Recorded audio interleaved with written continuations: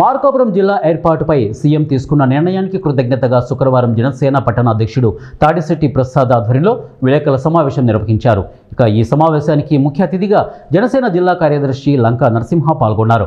Media సమావేశంలో లంకా నరసింహ మాట్లాడుతూ కూటమి ప్రభుత్వంలో జిల్లా సాధించుకున్న సందర్భంగా ముందుగా ముఖ్యమంత్రి చంద్రబాబు నాయుడు, ఉప ముఖ్యమంత్రి పవన్ కళ్యాణ్, గిద్దలూరు శాసనసభ్యులు అశోక్ రెడ్డికి జనసేన తరపున కృతజ్ఞతలు తెలియజేశారు.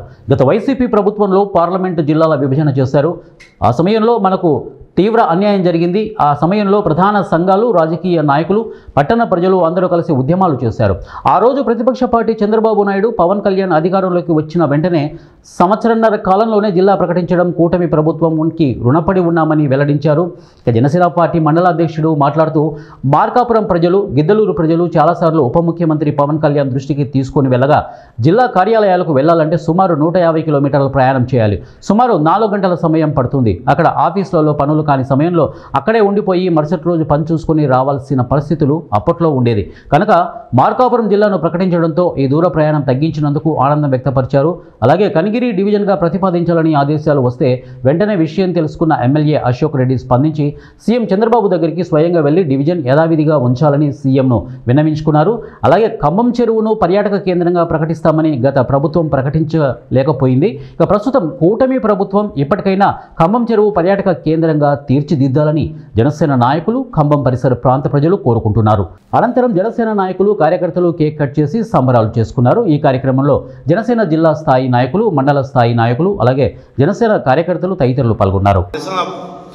తెలియజేసిన సమయంలో మన డిప్యూటీ సీఎం పవన్ కళ్యాణ్ గారు 4/4/2022 సంవత్సరంలో వచ్చే ప్రభుత్వంలో మన కూటమి ప్రభుత్వం వస్తుంది, తప్పకుండా మన మార్కాపురం జిల్లా ఇస్తాము, రాష్ట్రంలో మదనపల్లి, మార్కాపురం జిల్లా ఇచ్చే బాధ్యత నేను తీసుకుంటానని ఆయన లెటర్ ప్యాడ్ మీద తెలియజేసి సంతకం చేశారు. అందులో ఇచ్చిన మాట ప్రకారము ఈరోజు ఆయన ముఖ్యమంత్రి గారిని ఒప్పించి మనకు మార్కాపురం జిల్లా, మదనపల్లి జిల్లా రావడానికి డిప్యూటీ సీఎం గారు తీవ్రంగా కృషి చేశారు. ఈ మధ్యకాలంలో కూటమి ప్రభుత్వం ఏర్పడిన తర్వాత జల జీవన్ మిషన్ ప్రోగ్రాంలో భాగంగా డిప్యూటీ సీఎం మార్కాపురం వచ్చిన సమయంలో ఆయనకు జిల్లా యొక్క అవసరం అనేది తెలియజేయడం జరిగింది. ఆయన త్వరగా స్పందించి ఇంత తొందరగా మనకు జిల్లాను ఇచ్చి మన ప్రాంత ప్రజలను సందర్భంగా వారికి చాలా ఆనందదాయకమైనటువంటి విషయంగా చెప్పుకుంటున్నాం. దాంతోపాటుగా ఎన్నో సంఘాలు, మరెన్నో రాజకీయ సంఘాలన్నీ కలిసి చేసినటువంటి పోరాట ఫలితము, గత దశాబ్ద కాలంగా మనం చేసినటువంటి పోరాట ఫలితము ఈరోజు మార్కాపురం జిల్లా అనేది ఏర్పాటు చేసుకున్నాం.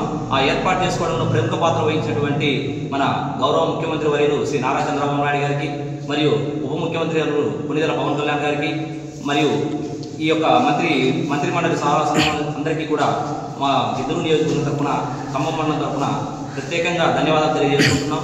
సార్, మాది ఒకటే విన్నపము, అందరూ చెప్పినట్టుగా మార్కాపురం జిల్లాకి సాధించాం, కానీ మరి దాని అభివృద్ధి పదంలో మర్చడానికి ప్రధానమైనటువంటి వనరులను ఎత్తి వారికి సరైనటువంటి వనరులను మనకి చేకూర్చాలని చెప్పేసి ఈ సందర్భంగా వాళ్ళకి తెలియజేస్తున్నాం.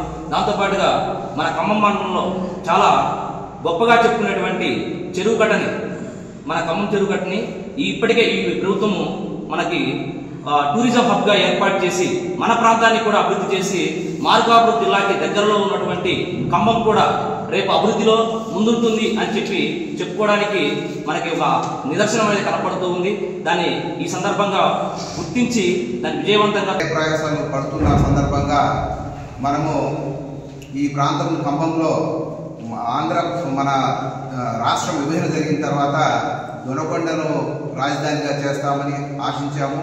తర్వాత ఆ సందర్భంగా అయినా సరే మార్కాపురం జిల్లాగా ప్రకటిస్తే ఈ ప్రాంతం అభివృద్ధి చెందుతుందని చెప్పేసి కోరుకున్న సందర్భంగా స్థానికంగా ఖమ్మం, అర్ధవీడు, బేస్తవారిపేట మండలాల్లో మార్కాపురం జిల్లా సాధన కమిటీ పేరుతోటి జాయింట్ యాక్షన్ కమిటీని ఏర్పాటు చేసి దరిదాపు 15 రోజులు రిలే నిరాహార దీక్షలు చేయడం జరిగింది. అంతేకాకుండా ఇక్కడి నుంచి ఖమ్మము, అర్ధవీడు 3 మండలాలు, గిద్దలూరు వాళ్ళతో కలుపుకొని ఇక్కడి నుంచి ర్యాలీలు నిర్వహించాము. ఆర్టీఓ గారికి